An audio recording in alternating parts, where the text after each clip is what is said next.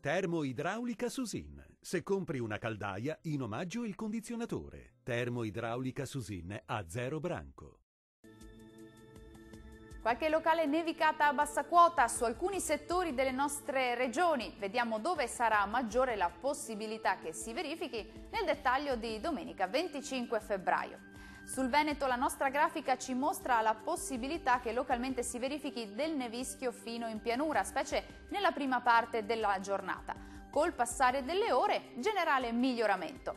Vediamo le temperature che risulteranno essere in generale calo, con le massime che saranno comprese tra lo 0 e i 3 gradi, valori minimi sotto zero tra meno 7 e meno 4 gradi.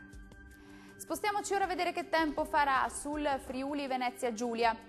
Tempo asciutto e stabile sulla nostra regione, il cielo si presenterà irregolarmente nuvoloso e a tratti anche coperto, tuttavia non sono previsti fenomeni degni di nota. Anche in questo caso le temperature saranno in calo con le massime comprese tra meno 1 e 1 grado, minime tra meno 5 e meno 6 gradi.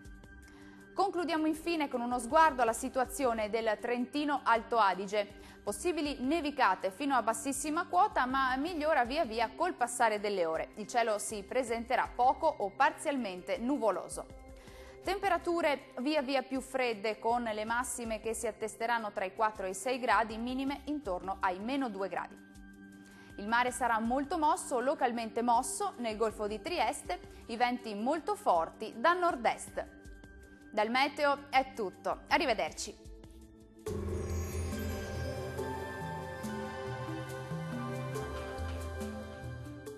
Termoidraulica Susin. Se compri una caldaia, in omaggio il condizionatore. Termoidraulica Susin a zero branco.